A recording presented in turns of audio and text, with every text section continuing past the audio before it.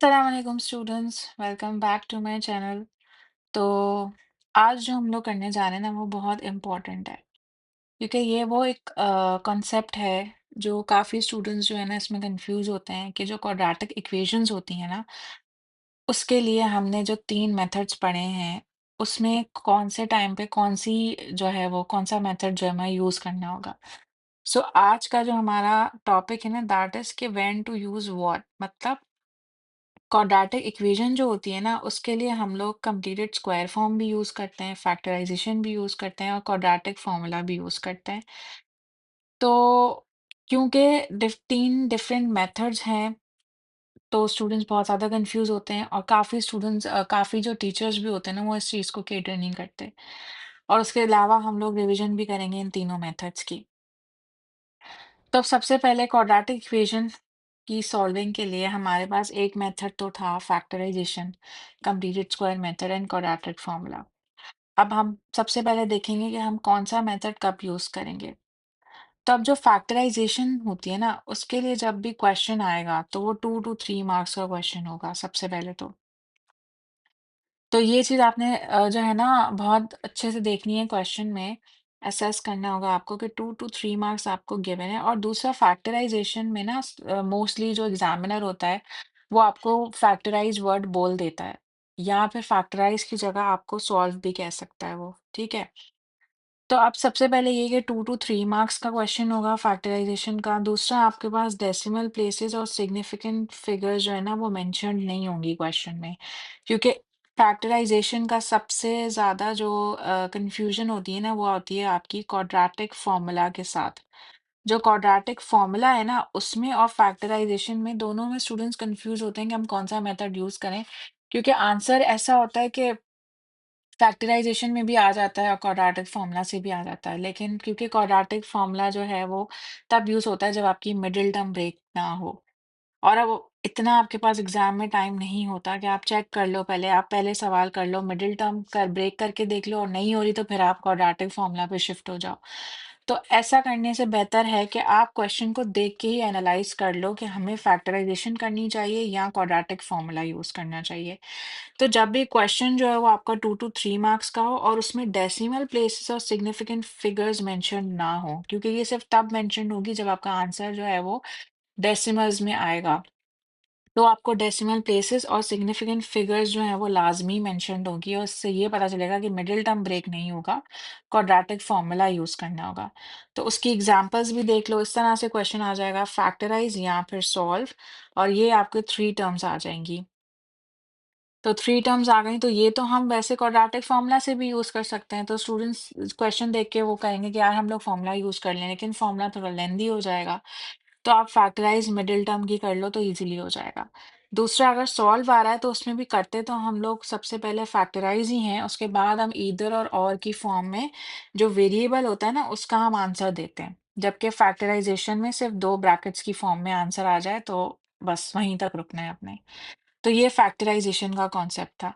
दूसरा हमारा जो कॉन्सेप्ट है वो है कंप्लीटेड स्क्वायर मेथड। इसको एनालाइज करना बहुत ईजी है, इसमें इतनी मुश्किल नहीं होती। ज़्यादा कन्फ्यूजन फैक्टराइजेशन में और क्वाड्रेटिक फॉर्मूला के यूजेज में आती है। तो कंप्लीटेड स्क्वायर मेथड में क्या होता है कि आपने सिर्फ तब यूज़ करना है जब आपको first part of the question जो है वो आपको रिक्वायर करे कि आपको इस फॉर्म में आंसर देना है। इस फॉर्म में आंसर का मतलब है साइंस कुछ भी हो सकती हैं, वेरिएबल्स कुछ भी हो सकती हैं। कभी एग्जांपल्स ए को एक्स लिख देता है, बी को वाई लिख देता है, कुछ भी लिख सकता है, और साइंस भी कोई भी हो सकती हैं। तो ये आपने लाज़मी बस ज़हन में रखना है कि जब आपको वो बोले कि आपने first part of the question में या क्वेश्चन किसी भी क्वेश्चन में आपको वो ये कह दे कि आपने जो है अपना आंसर जो है ना वो इस फॉर्म में अंदर देना है, A X minus B square plus C की फॉर्म में आंसर देना है। तब ही सिर्फ आप कंप्लीटेड स्क्वायर मेथड यूज़ करेंगे, वरना उसके अलावा आप नहीं करोगे। जैसे कि अगर आप ये क्वेश्चन देखो कि express 2x² minus 12x plus 10 in this form, इस फॉर्म में लाना है तभी हम लोग कंप्लीट स्क्वायर फॉर्म यूज करेंगे, और ये एनालाइज करना बहुत आसान होता है, स्टूडेंट्स कर लेते हैं। फिर आ जाओ आप क्वाड्रेटिक फॉर्मूला में। Quadratic formula is very easy, ये आपका ज्यादा मार्क्स का होता है। ठीक है? ये ज़्यादा मार्क्स का होता है और जो फैक्टराइज़ेशन होती है ना, वो होती है 2 टू 3 मार्क्स की, ये आपकी 3 टू 4 मार्क्स की होती है। बट जो मेन डिफरेंस है दोनों में वो ये है कि क्वेश्चन आपको स्पेसिफाई कर देता है नंबर ऑफ डेसिमल प्लेसेस या फिर सिग्निफिकेंट नंबर्स। तो जब वो आपको इन दोनों में से कोई एक चीज़ आपको मेंशन कर दे तो मतलब मिडल टर्म ब्रेक नहीं होगी और आपने लाज़मी क्वाड्रेटिक फ़ॉर्मूला यूज़ करना है। और क्वाड्रेटिक फॉर्मूला में जैसा ये क्वेश्चन है कि solve the equation 2x square minus 15x minus 22। अब आप क्वेश्चन देख के ये कह सकते हो कि यार थ्री टर्म्स है, मिडिल टर्म ब्रेक कर लेते हैं। तो आप पहले मिडिल टर्म ब्रेक करोगे, फिर आप देखोगे कि यार मिडिल टर्म तो ब्रेक ही नहीं हो रही, कोई फैक्टर्स मैच ही नहीं हो रहे। तो फिर आप क्वाड्रेटिक फ़ॉर्मूला पे शिफ्ट हों तो वो बहुत टाइम वेस्ट होता है, ख़ासकर पेपर 1 में आपके पास इतना टाइम नहीं होता। तो आप जो है अच्छा आप देख आपको क्वेश्चन देख के ही एनालाइज़ करना होगा। जैसे show your working and give your answers in correct to 2 decimal places. ये मेंशन्ड हो मतलब आंसर डेसिमल में आएगा और मिडल टर्म ब्रेक नहीं होगी। और क्वाड्रेटिक फ़ॉर्मूला में आपको मैंने पहले भी बताया था कि आपने फ़ॉर्मूला ज़रूर लिखना है, ठीक है? अच्छा, अब हम लोग एक शॉर्ट सी ना रिवीजन कर लेते हैं। अब रिवीजन में सिंपल यही है कि हमने सबसे पहले फैक्टराइज़ेशन की क्लासेस ली। उसके अंदर हमने जो है वो सबसे पहले 2 टर्म्स की फैक्टराइज़ेशन पढ़ी, कि अगर हमारे पास 2 टर्म्स हों तो सबसे पहला स्टेप है आप चेक करो कि कॉमन आ रहा है। अगर कॉमन आ रहा है तो आपने यहीं तक रुकना है, लेकिन अगर कॉमन नहीं आ रहा तो आपने ये वाला फॉर्मूला यूज़ करना है, A square minus B square is equals to A plus B A minus B. ये हम इसको प्रैक्टिस क्वेश्चंस के साथ, एग्जांपल्स के साथ प्रॉपर लेक्चर्स कर चुके हैं 2 टर्म्स की। अगर किसी ने नहीं देखा तो वो मेरे यूट्यूब में जाके ना उसमें देख लें, मेरे पास 2 टर्म्स की, 3 टर्म्स की और 4 टर्म्स की अलग-अलग लेक्चर्स अपलोडेड हैं। ठीक है? और मैं डिस्क्रिप्शन में भी ऐड कर दूँगी। दूसरा हमारे पास है 3 टर्म्स। अब 3 टर्म्स हमारे पास जैसे कि हम इससे पहले भी हमने एग्ज़ाम्पल्स देखी, उसमें हमारे पास मिडल टर्म ब्रेक होता है। जैसे कि 3x square plus 2x plus 10 ये हमारा 3 टर्म्स है। इस 3 टर्म्स में हम मिडल टर्म ब्रेक करते हैं और वो किस तरह करते हैं, ईच एंड एवरी स्टेप हमने देखा है। फिर 4 टर्म्स में आपने ग्रुप करना है और कॉमन ले लेना है। आपके पास 4 टर्म्स गिवन होंगी, उसमें आपने कॉमन ले लेना होता है, 2 टर्म्स का आपस में कॉमन होगा, फिर 2 टर्म्स का आपस में कॉमन होगा और फिर सॉल्व होगा। दूसरा ये कि अक्सर ऐसा भी होता है, ये हमने मैंने लेक्चर में भी बताया था कि sometimes when there is no common rearrangement is required. और इस तरह का हमने क्वेश्चन भी किया था कि ऐसा क्या होता है कि 4 टर्म्स तो गिवन होती हैं, लेकिन ये जो आपस में 2 टर्म्स होती हैं ना, इनमें कॉमन नहीं आता और इसमें भी नहीं आता। तो हम समझते हैं अब हम इसको कैसे सॉल्व करेंगे, तो हम रीअरेंजमेंट करेंगे। ये वाला नंबर इधर आ जाएगा या वो वाला नंबर उधर हो जाएगा, शिफ्ट करेंगे। तो रीअरेंजमेंट करने के बाद हम चेक करेंगे यार कॉमन आ रहा है, ठीक है? तो ये फैक्टराइज़ेशन थी। उसके बाद हमने कंप्लीटेड स्क्वायर मेथड पढ़ा। कंप्लीटेड स्क्वायर मेथड सिंपल था बहुत ज़्यादा। उसमें बस शुरू में इसलिए हमें मुश्किल होती है कि ये जो मेथड है ना, ये इसमें स्टूडेंट्स इतना यूज़्ड टू नहीं होते, इतनी प्रैक्टिस नहीं होती, तो उनको ये बहुत मुश्किल लगता है। जबकि ए लेवल्स में जब आप जाओगे तो ये बहुत ही बेसिक टॉपिक होता है। तो इस फॉर्म में आंसर लाना होता है हमें, ए, बी और सी जो हैं हमारे नंबर्स होते हैं। और प्लस माइनस साइंस कोई भी हो सकते हैं।